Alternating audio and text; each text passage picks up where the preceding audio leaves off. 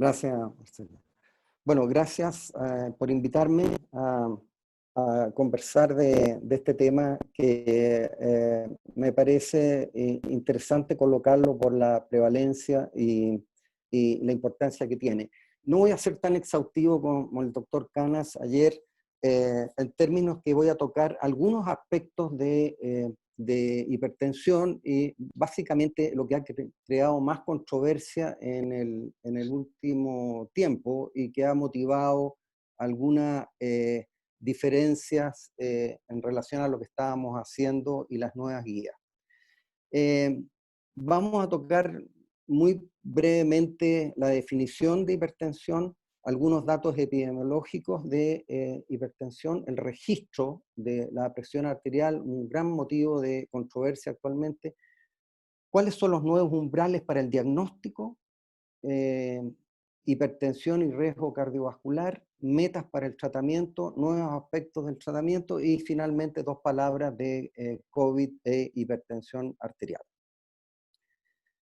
La definición, me gusta esta, hay muchas definiciones, pero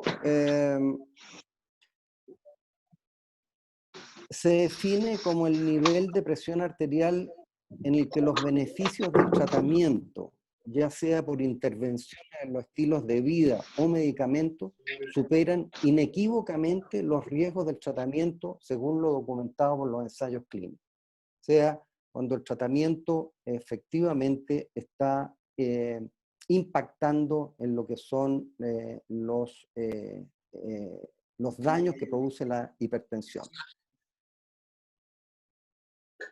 Tengo un problema.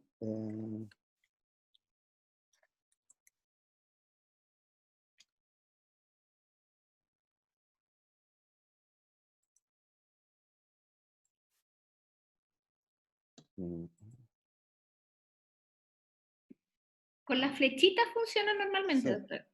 Sí, ahí está. Bueno, para contextualizar, la primera causa de muerte en el mundo es la enfermedad cardiovascular, básicamente por la enfermedad isquémica del corazón y los accidentes cerebrovasculares. Esto da cuenta de la primera causa en el mundo y en Chile es exactamente igual. Y cuando uno estudia los factores de riesgo atribuibles a la hipertensión, ¿por qué esta mortalidad los tenemos ahí? Hipertensión arterial es por lejos el factor de riesgo atribuible. El segundo es el tabaquismo, la hiperglicemia, el sedentarismo, el sobrepeso, la obesidad y la hipercolesterolemia. Y nos vamos a referir a la hipertensión en términos de el impacto de qué significa. Fíjense, esto me gusta mucho mostrarlo porque la prevalencia es más o menos igual en todas partes del mundo, alrededor del 25%. La mortalidad, 1 de cada 7 muertos es atribuible a hipertensión, es más frecuente en el hombre, pero lo más impactante es que si controláramos muy bien la hipertensión, tendríamos un 25% menos de infartos, entre un 30 a un 50% menos de accidentes cerebrovasculares y menos de 50% de insuficiencia cardíaca, que es el tema que ayer trató Claudio Canas. De modo que el tratar bien la presión tiene impactos muy importantes en morbilidad y en mortalidad. Y aquí tienen ustedes la prevalencia de hipertensión en Chile es un 27% aproximadamente y esto no ha cambiado. Aquí están las 3 encuestas nacionales del 2003, del 2009 y de la última del 2016, 2017. Y ustedes ven que la prevalencia no cambia fundamentalmente, sigue siendo más o menos la misma.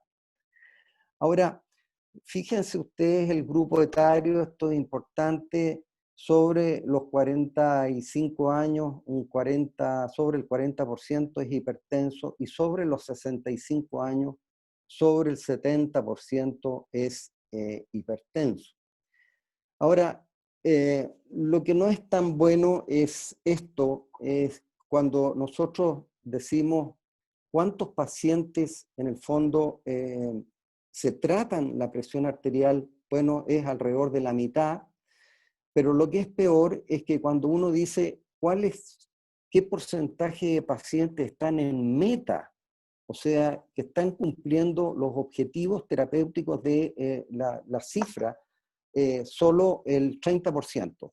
Es cierto que ha habido un aumento, ustedes fíjense, esto en la última encuesta nacional de salud fue el 33% y la anterior del 2010 era el 17%. Algo hemos mejorado, pero nos falta mucho.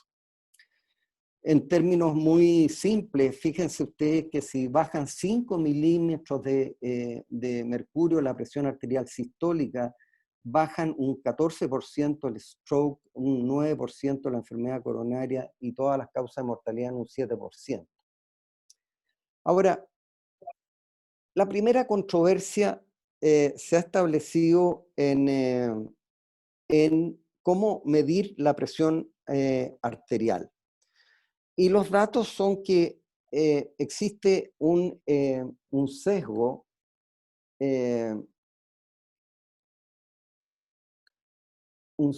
en la toma de presión arterial de la consulta. Se sabe que existe un efecto delantal blanco y esto sobreestima el número de hipertensos. Y así el American Heart y el American College, después de estudios bien hechos, recomienda el monitoreo ambulatorio de presión arterial de 24 horas o el monitoreo domiciliario de la presión arterial para un diagnóstico correcto de la presión arterial. Esto ha demostrado ser mejor predictores de eventos que la toma manual de la consulta médica. O sea, los estudios muestran categóricamente que como estamos tomando la presión arterial en la consulta, no lo estamos haciendo bien. Nuevamente.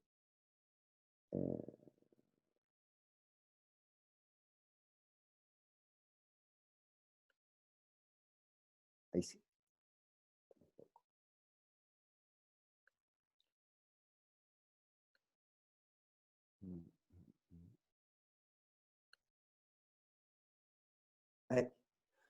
De modo que con un nivel, con una clase de recomendación 1 y un nivel de evidencia A, las mediciones de la presión arterial fuera de la consulta están recomendadas para confirmar el diagnóstico y la titulación de los fármacos antihipertensivos.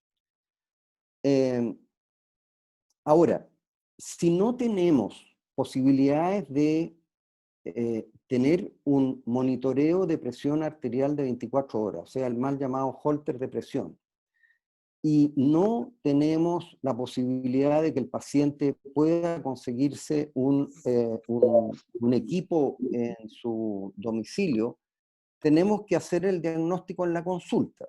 Ahora, y aquí está normado un poco, y perdonen que sea tan explícito y simplista en esto, pero es clave en el registro de la presión arterial. El registro de la presión arterial tiene que ser tal cual aparece aquí. Primero, no haber tomado café ni haber fumado una hora antes del registro. Sentado, cómodo, tranquilo, sin ver tele, sin el celular. Brazos y pies apoyados, no cruzados ni colgando. El brazo descubierto. El manguito, en el fondo, cuando oprime o comprime la arteria, esté a nivel del corazón, como aparece en la figura. A veces hay diferencias entre un brazo y el otro. La primera vez hay que elegir el brazo con mayor presión y después seguir en ese mismo brazo. La medición tiene que ser después de 5 minutos de reposo tranquilo, esperar 1 o 2 minutos el segundo registro y esperar 1 o 2 minutos el tercer registro y hacer promediar las dos últimas mediciones, olvidarse de la primera porque siempre está alta. Posteriormente, y sobre todo en aquellos pacientes que están con tratamiento, de pie, 1 minuto, tomarle la presión para ver si no tienen hipotensión ortostática o cómo se comporta la presión durante la posición de pie. El otro tema interesante es el diagnóstico de presión arterial. Y aquí empiezan los primeros, bueno, el primer problema fue el registro de presión que motivó mucha controversia en términos de cuál era el mejor método. El segundo tema en discusión es este. Y los norteamericanos, el American Heart y el American College, hace un par de años, sus últimas días, dijeron, señores, hay varios estudios que han demostrado que la presión hipertensión no es mayor de 14 y mayor de 9, sino es mayor de 13 y mayor de 8. Esto creó una controversia muy importante en las sociedades científicas dedicadas a hipertensión y cardiología, y porque cambiaba un poco el paradigma y esto ocurrió a raíz de, entre otros, el estudio SPRINT, que hizo un estudio impecable desde el punto de vista de estadístico, que en el fondo evaluó el efecto de un target de presión intensiva, menos de 120, y una presión estándar de menos de 140.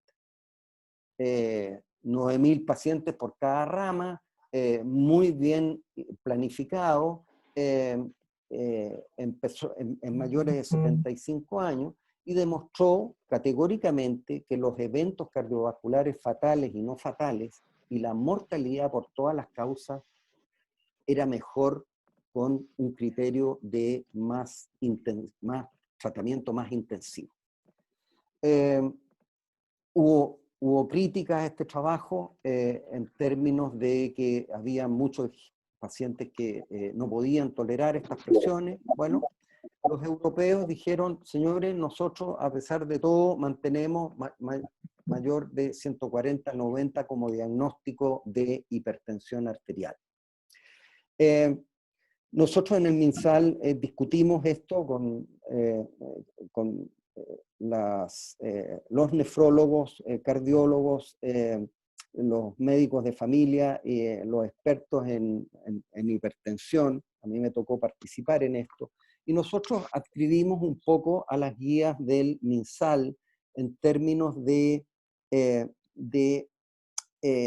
seguir definiendo la hipertensión como mayor de 140-90. Sin embargo, como vamos a ver más adelante, las guías en términos de conducta no son tan distintas. Una de las cosas importantes, una vez hecho el diagnóstico, es calcular el riesgo de la enfermedad cardiovascular. Y este es otro de los elementos extraordinariamente importantes cuando uno va a iniciar el tratamiento para la hipertensión arterial. ¿Por qué? Fíjense en esto. Solo quiero que se refieran al círculo que está en rojo. Si un paciente tiene 130-80 o 135-85, ese paciente, ustedes deben calcularle el riesgo, porque si ese paciente tiene un riesgo importante, severo, o más del 10% a 10 años de tener un evento, este paciente, además de las medidas no farmacológicas, este paciente requiere terapia farmacológica, porque este paciente va a hacer eventos cardiovasculares de todas maneras con presiones de ese nivel. Sin embargo, si este paciente tiene 130-80 y el paciente no tiene ninguna comorbilidad, no es diabético, no tiene una dislipidemia, no fuma, no tiene antecedentes familiares, ese paciente basta con medidas no farmacológicas. De modo que el primer mensaje es, señores, antes de decidir el tratamiento antihipertensivo, calculen el riesgo. Y esto está bien, tiene una buena evidencia que hay que manejar los otros factores de riesgo en pacientes hipertensos. Y por lo tanto, lo básico de pedir en un paciente hipertenso es una glicemia, es un hemograma, es un perfil lipídico, es una creatinina sérica, es electrolitos plasmáticos, es descartar un problema tiroideo, una orina completa y un electrocardiograma por lo mínimo. Opcional, un ecocardiograma y uricemia, albúmina y creatinina urinaria. Opcional. Ahora, para calcular el riesgo, ustedes tienen que simplemente conocer datos que están aquí nombrados, de los exámenes anteriores y con la clínica suficiente, edad, género, diabetes, el colesterol y los niveles de presión, por supuesto. Ahora, antecedentes de enfermedad cardiovascular prematura en primer grado, menos de 55 años en el hombre y menos de 65 en la mujer, y conocer el síndrome metabólico. ¿Por qué? Porque estas dos condiciones le suben la categoría de riesgo al paciente automáticamente. El tener antecedentes de enfermedad cardiovascular prematura en primer grado o síndrome metabólico, que ahí está definido, ustedes bien lo saben, este paciente lo coloca en un riesgo más alto. Con esos datos, ustedes bajan cualquiera de estas tablas de riesgo en un celular, son gratuitas. Ustedes tienen las tablas de riesgo chilenas de riesgo cardiovascular, estas están hechas y revisadas por el ministerio, y hay gente que cree que subestima un poco el riesgo, sobre todo en las mujeres. Tiene la ventaja que les da el riesgo moderado, alto, incluso les da las medidas que hay que tomar. Están las tablas de riesgo del American College y el American Heart, que están bastante bien diseñadas. Tiene la limitante que está hecha para población que no es nuestra, pero son muy similares. Hay pocos factores de equivocación en esto. Y coloco esto porque me encanta. Si es que tienen la posibilidad de medir el calcio coronario, le aporta un valor extraordinariamente potente al riesgo cardiovascular. En el fondo están viendo la carga aterosclerótica. Les recuerdo que en el fondo toda la enfermedad cardiovascular tiene el sustrato de la aterosclerosis debajo, y si uno la puede cuantificar, ver, ninguna duda que ha sido un aporte. A mí me encanta el score de mesa, y utilícenlo cuando tengan un score con un calcio coronario, ha bajado de precio, no es muy caro, no es como el escáner de las arterias coronarias, es simplemente medir el calcio, no requiere ayuno, no es con medio de contraste. Es una buena alternativa si es que pueden tener para calcular efectivamente el riesgo, que tiene que ver no solamente con a qué meta de presión vamos a llegar, sino que, por ejemplo, usar aspirina o no usar aspirina, o usar estatina o no usar estatina, y a qué dosis, por ejemplo. El riesgo cardiovascular de la población chilena es significativo. Fíjense ustedes, entre riesgo moderado y alto en personas de 45 a 60 años es sobre el 60%. y en las personas sobre 65 años el riesgo cardiovascular medido por las tablas del MinSal, por una de las tablas de riesgo, es sobre el 70%. De modo que nuestra población está en riesgo cardiovascular alto. Ok, hicimos el diagnóstico de hipertensión arterial. ¿Qué hacemos? ¿Cómo tratamos a este paciente? Y aquí el doctor Canas me echaba talla de por qué insisto tanto en los factores de riesgo, y esto es indicación 1A, o sea, aquí la evidencia es categórica en el tratamiento de la reducción de peso, la reducción del consumo de sal, una dieta saludable. Nosotros postulamos la dieta mediterránea. El suplemento de potasio en la dieta es un elemento súper importante. Se ha visto que los hipertensos con potasio sobre 4 tienen categóricamente menos eventos cardiovasculares, funcionan francamente mejor. La actividad física, muy importante también con evidencia 1A, y el consumo moderado de alcohol, que es importante. Ahora, del punto de vista farmacológico, ahora, ¿qué cosas hay nuevas? No muchas. Ustedes ven los fármacos diuréticos tiacídicos, antagonistas del calcio, inhibidores de la enzima convertidora de angiotensina o antagonistas de los receptores de la angiotensina 2. Fíjense que no están aquí los beta bloqueadores, los podemos discutir después. ¿Y qué hay de el inicio de tratamiento? Y aquí hay cosas nuevas que el MinSal lo acogió también, en el sentido de iniciar la terapia con 2 fármacos de primera línea que pueden ser separados o en una tableta, como vienen muchas de las mezclas ahora, sobre todo cuando la presión está un poco alta, o sea, de frentón en hipertensos etapa 2, y aquellos en que uno tiene que bajar 20 milímetros de sistólica o más de 10 milímetros de diastólica para lograr la meta, o sea, necesitan cierta potencia.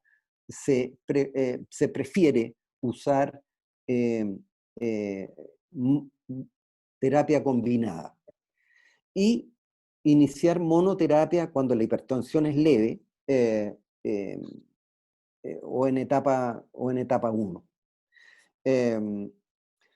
De ahí que el ministerio ideó este flujograma de tratamiento. En general hay algunos trabajos y esto es muy de las guías canadienses también, de las guías y las guías inglesas, que ellos dicen que en los pacientes menores de 55 años, además de las medidas no farmacológicas, uno debiera iniciar medicamentos, los 2 medicamentos dosis bajas, pero fundamentalmente un IECA o un ARA2 asociado a un bloqueador de calcio. En cambio, en los pacientes arriba de 55 años o de más edad, adultos mayores, iniciar bloqueadores de calcio y un diurético. Y ambas, como ustedes ven ahí, van aumentando las dosis y van sumando nuevos fármacos en cada grupo, adicionando, por ejemplo, en el caso de si uno parte con un IECA con un amlodipino o un bloqueador de calcio, y no logra la meta de menos de 140 o menos de 90 o la meta de 130, 80 si ustedes quieren, que lo vamos a conversar luego. Adicionar entonces, aumentar la dosis, adicionar un diurético, de preferencia una tiacida, y si no se logra controlar, agregar un fármaco como la espironolactona o un bloqueador de la aldosterona. Por el otro lado, exactamente igual, hasta llegar a la meta. Recordarles que muchos de los fármacos que usamos, como el enalapril, hay que darlo 2 veces al día, lo mismo que el losartán, uno de los fármacos más usados en nuestro medio, tiene que darse cada 12 horas. Su vida media es breve, de modo que a diferencia de otros artanes que son, por desgracia, más caros, pero súper más cómodos de dar una vez al día.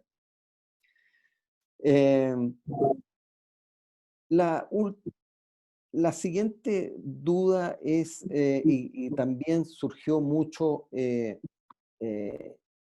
controversia en las guías, es a qué presión debo llegar. O sea, cuál es la meta de las cifras de presión al cual debo llegar. Para los norteamericanos, para la American Heart y la American College, aquí están los umbrales. Fíjense ustedes, todos parten de 130-90, salvo los pacientes de bajo riesgo que debiera usar fármacos sobre 140-90, como ya los vimos. Y la meta para ellos siempre va a ser menos de 130 y 80.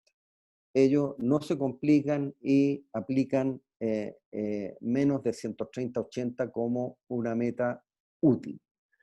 Para los europeos, dicen, no, nosotros creemos que, en el fondo, fíjense ustedes, dice meta de 130 o menor si es tolerada en todos los pacientes menores de 65 años y siempre menos de 180. O sea, para los menores de 65 años, igual meta de 130, igual que los norteamericanos. Pero sobre 65 años, ellos dicen meta en 130 a 139 si es tolerada. En el fondo están diciendo, oiga, ideal que llegue a 130 si es que el paciente la tolera.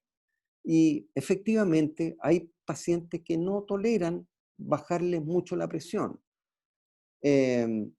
De hecho, el estudio SPRINT, que uno de los más importantes que usaron los americanos para bajar la meta, fue los efectos indeseables. Ahora, tuvieron efectos adversos aquellos que bajaban la presión a menos de 130. Habían pacientes que hacían síncope, había intolerancia ortostática, había alteraciones electrolíticas, hacían algunos disfunción renal, había gente que se caía. De modo que efectivamente ustedes tienen que tratar de sí o sí menos de 14, pero si pueden llegar a 130 mejor, y probar el paciente, colocarlo de pie, medirle la presión, ver si no tiene ortostatismo, o si el paciente no refiere que está débil, decaído, somnoliento, etcétera, etcétera. Yo creo que la meta de 130-80 es mucho mejor. ¿Cómo vamos a seguir estos pacientes? En los pacientes que tienen 12-8, una vez al año uno debiera controlarlo. En los pacientes que tienen presiones normales altas, medidas no farmacológicos y controlarlos cada 3 a 6 meses. No decirles que estos pacientes que están normales y que se olviden de la presión, estos pacientes, lo que antes se llamaba prehipertensión, estos pacientes en el fondo con el tiempo se pueden hacer hipertensos. Por lo tanto, hay que controlarlo. Los pacientes en que ustedes inician terapia farmacológica, controlarlos al mes para ver que estén en meta. Y si está en meta, reevaluar cada 3 a 6 meses. Si no está en meta, considerar adherencia a la terapia e intensificar el tratamiento. 2 palabras del COVID y la hipertensión arterial. Bueno, ustedes saben, el virus, el SARS-CoV-2, que viene de la sigla inglesa del síndrome respiratorio agudo severo por coronavirus 2, infecta las células del huésped a través de los receptores renina, angiotensina, aldosterona 2, que son los que exactamente tienen que ver con la vasoconstricción y donde actúan los inhibidores de la enzima convertidora y los inhibidores de la angiotensina. Y en el laboratorio se encontró que, que había, cuando uno usaba IECA o ARA2 en pacientes hipertensos, habría una sobreexpresión de receptores y por lo tanto el coronavirus tendría más receptores funcionales para poder actuar presentando un COVID más grave. Esa fue la hipótesis de investigadores del laboratorio. Esto dejó la SCOA, ustedes podrán entender, son los principales fármacos que usamos en los hipertensos y recibíamos llamadas, pero múltiples llamadas, doctor, ¿qué pasa con estos remedios con el COVID? Los suspendo, los cambio, etcétera, etcétera, etcétera. Estábamos muy preocupados por esto, hasta que pocas semanas después, tanto la Sociedad Europea de Hipertensión Arterial y la Sociedad de Cardiología de los europeos y el American Heart y el American College hicieron un statement en que no hay datos experimentales o clínicos que demuestren beneficios adversos, resultados adversos en el uso de los inhibidores, y ellos recomendaban seguir, que no se suspendiera y que se siguiera con el tratamiento de estos fármacos en estos pacientes hipertensos y coronarios. Afortunadamente, pocas semanas después, en abril, el estudio chino reportado en el JAMA estudió a los pacientes hipertensos que estaban con IECA ARA2 versus que estaban con otros fármacos y demostraron que la severidad del COVID y la mortalidad no había ninguna diferencia entre los pacientes tratados con estos fármacos y otros. Incluso estos andaban un poco mejor, ¿no?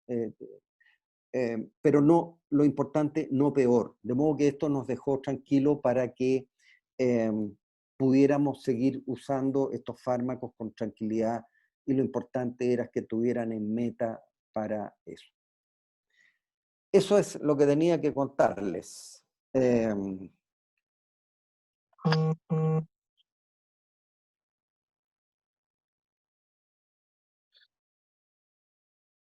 Alejandro, una pregunta. ¿Sí? Oye, ¿por qué no te refieres a los beta bloqueadores? Los beta bloqueadores antes se usaban mucho en el tratamiento de la hipertensión, pero salieron después. Sí, sí, sí, sí, sí. Mira, los beta bloqueadores, desgraciadamente, todos los estudios se hicieron con el atenolol. Y efectivamente, el atenolol no solamente demostró que no reducía los eventos cardiovasculares, sino que incluso aumentaba los accidentes cerebrovasculares. De modo que los americanos definitivamente lo sacaron y los europeos los utilizan, pero no el atenolol. Ahora, los cardioselectivos, hay algunos trabajos que demostraron que eran beneficiosos. Voy a intentar mostrar, a ver, ¿cómo salgo de aquí? Eh, eh, tengo,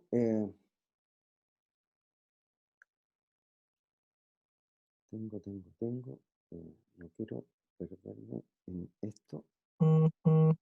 Aquí.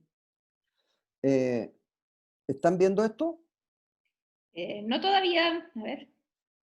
No, tienes que compartir pantalla. Sí, espérame. Es que me perdí aquí.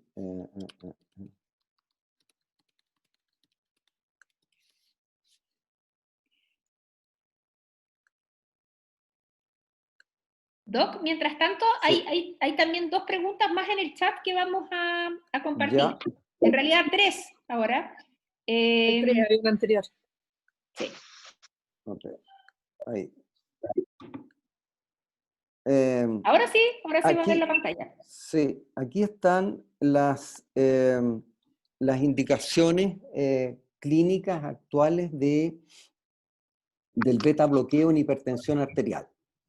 ¿Cuándo debiéramos usar un beta bloqueador no atenolol en pacientes hipertensos? Uno, en los pacientes coronarios, categóricamente por su efecto sobre la insuficiencia coronaria en pacientes con angina o que han tenido un infarto, el beta bloqueador está indicado. Segundo, en la insuficiencia cardíaca crónica, pacientes hipertensos que tengan insuficiencia cardíaca tienen indicación de beta bloqueo.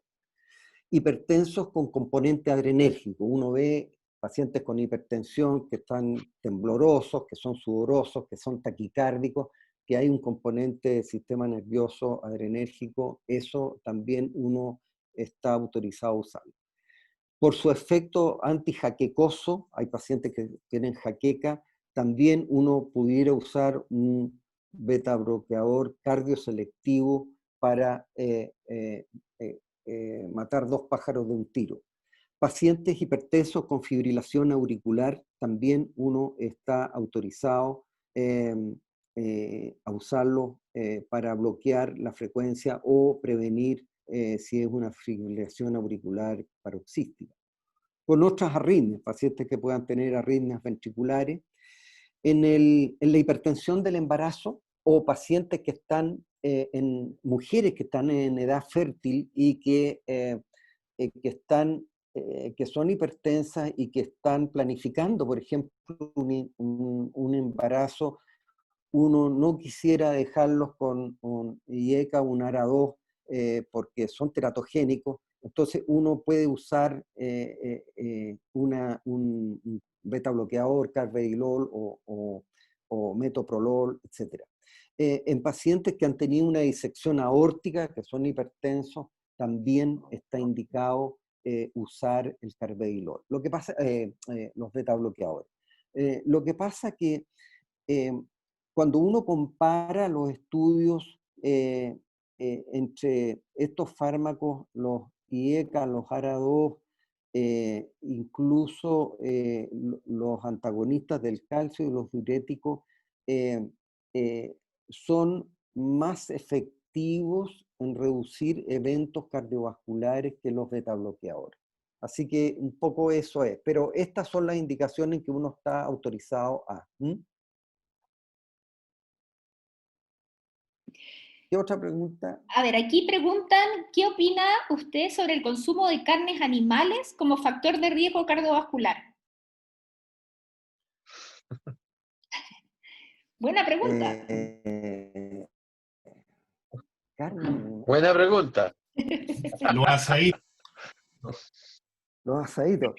Bueno, mira, la verdad que en hipertensión arterial uno tiene que ser muy práctico en términos de no limitar cosas que uno no parecen muy importantes. Yo te diría que lo más importante, aunque le duela al doctor Canals, es limitar la sal.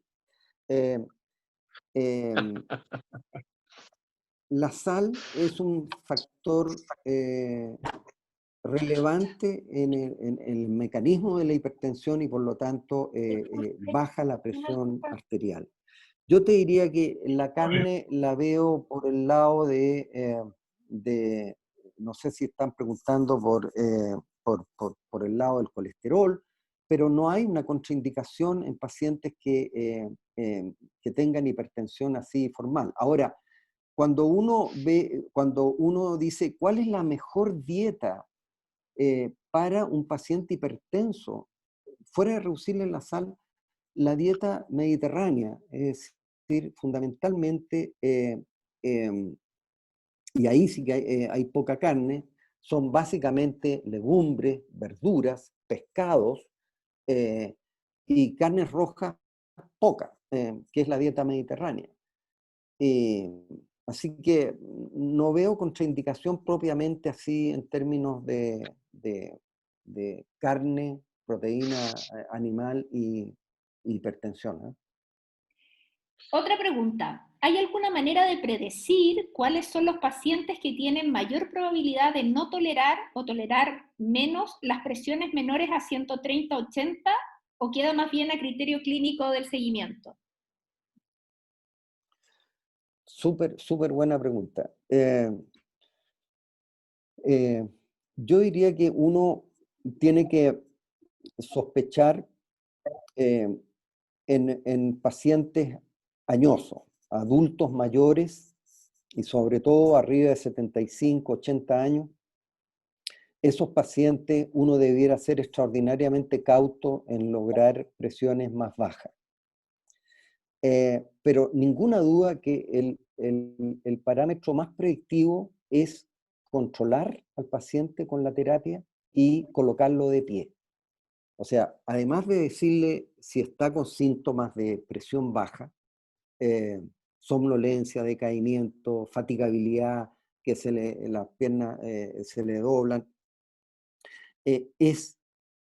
si cuando se para se marea, un dato importante, o pierde el equilibrio, ojo, y en la consulta médica, después de 1 minuto de pie, tomarle la presión. Si eso cae más allá de 20 milímetros de mercurio, yo te diría incluso un poco menos, uno dice stop en este paciente, probablemente estas presiones no me las va a tolerar o va a tener un cuadro sincopal. El tomar la presión de pie yo creo que es muy importante. Uno debe aceptar que baje 10 milímetros de mercurio la sistólica y no más que eso, ¿eh? Otra pregunta. Preguntan sobre los pacientes que estaban con los esquemas más antiguos de control de presión, como beta bloqueo, mayores de 55 años que están con monoterapia. ¿El ajuste recomendado sigue siendo de acuerdo a lo que usted sugirió o es recomendable el cambio de terapia inmediata? Los que ya llevan un buen tiempo usando lo antiguo. Sí, pregunta. Porque uno ve que, por ejemplo, el atenolol, que sabemos que no reduce los eventos cardiovasculares, salvo los pacientes coronarios, etcétera, pero es un fármaco bien tolerado. Entonces, la pregunta es súper válida. Si el tipo lleva 10 años, o la señora 10 años tomando atenolol y está normotensa, uno dice, una justificación en base a lo que está en la diapositiva, que tenga una indicación especial, yo intento cambiarlo. Y básicamente porque el objetivo del tratamiento de la presión es disminuir los eventos cardiovasculares y mortalidad. Y por supuesto que tiene que estar relacionado con los síntomas y que lo tolere bien, pero no olvidemos que buscamos estos límites de presión porque queremos disminuir eventos cardiovasculares. Y si uno está usando un fármaco que no, uno debiera cambiarlo. Por ejemplo, la doxazona, es el nombre, Cardura se llama el nombre comercial, es un fármaco que baja la presión, ninguna duda, pero no hay ningún estudio que demuestre que efectivamente hay reducción de eventos cardiovasculares. Una pregunta sobre el síndrome hipertensivo del embarazo, que en el posparto persiste en hipertensa. ¿Qué recomienda usted como fármaco? ¿Son buenas las preguntas? Buena pregunta. Buena, sí. Bueno, en la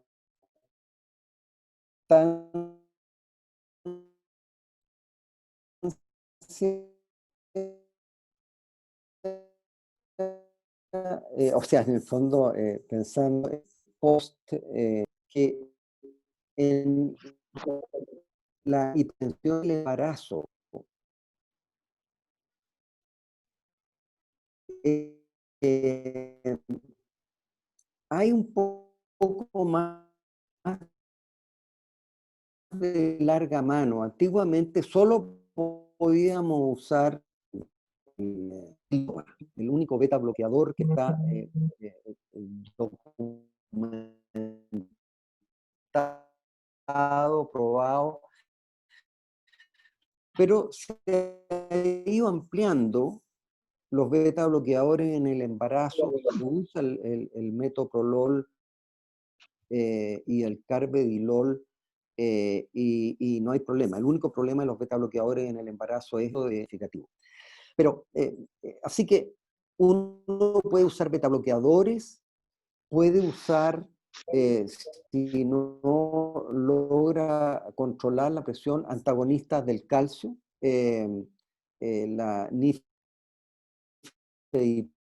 la puede usar, creo que hay todavía en el ministerio, y si no, pueden usar amlodipino también como un fármaco si es que no logran controlar la presión con metildopa. Habitualmente lo que uno hace es, si es que están usando eso, pero si no funciona o de frentón tiene muchos efectos indeseables y necesitan seguir tratando, pueden usar perfectamente un beta bloqueador o un antagonista del calcio. Me falta la última pregunta, que es para pacientes con enfermedad renal crónica, que las guías muestran estar bajo 130/80. ¿Debiera o no haber un límite de presión mínima para no causar mayor injuria renal y cómo eso se controlaría?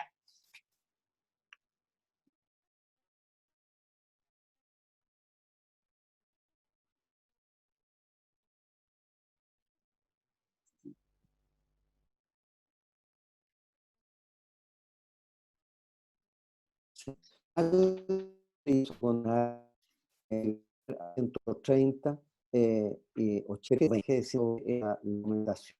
Y la única manera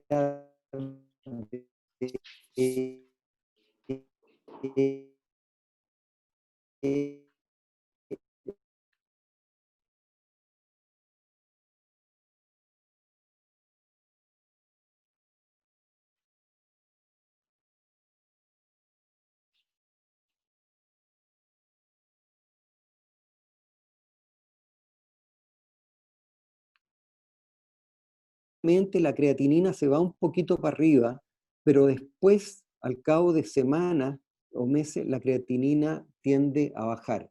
Recordar que la perfusión renal es clave en su funcionamiento y una presión normal es clave en la función del riñón. Así que yo diría 13,8, no menos de 120, eso sería como lo ideal, digamos, y seguirlo con creatinina.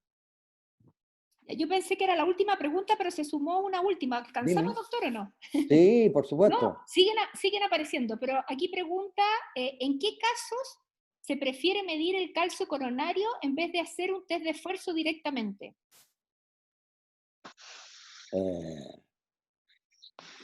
Qué pregunta extraordinaria. Para un cardiólogo. No, es súper, súper interesante. ¿Por qué? Porque, como hablamos, el sustrato de toda la enfermedad cardiovascular del punto de vista de enfermedad isquémica y de accidentes cerebrovasculares es la aterotrombosis. De modo que encontrar placas de colesterol en las arterias es crucial en términos de tomar las medidas preventivas. Ahora, el test de esfuerzo, que es un buen test, porque es bueno, es bonito, es barato, no es invasivo, da positivo, o sea, sale alterado cuando existe una obstrucción de un sobre el 70-75% de estrechez de la arteria. Por lo tanto, lo que sirve el test de esfuerzo es para decir, ¿este paciente va a revascularización o no va a revascularización? Eso es lo que me está diciendo el test de esfuerzo. Pero en el fondo no me está haciendo el diagnóstico de una enfermedad aterosclerótica, no me está hablando de si ese paciente... y les recuerdo que los infartos ocurren no en lesiones, no siempre en lesiones críticas. La ulceración de la placa aterosclerótica ocurre en placas que a veces son del 40, del 50%, muchas veces. De modo que, y eso lo hemos sufrido con el doctor Canals, pacientes que se han hecho un test de esfuerzo, que le hemos medido isquemia directamente por test de test de isquemia, han salido normales y a la semana nos avisan que nuestro paciente que compartimos con el doctor Canals se murió de un infarto, se despertó con dolor, no alcanzó a llegar al servicio de urgencia y se murió en el camino. De modo que sigo con... de modo que el test de esfuerzo tiene sus limitaciones. Entonces, encontrar calcio en las arterias coronarias es sinónimo de tener placas de colesterol. Y por lo tanto, ese paciente absolutamente me cambia el riesgo.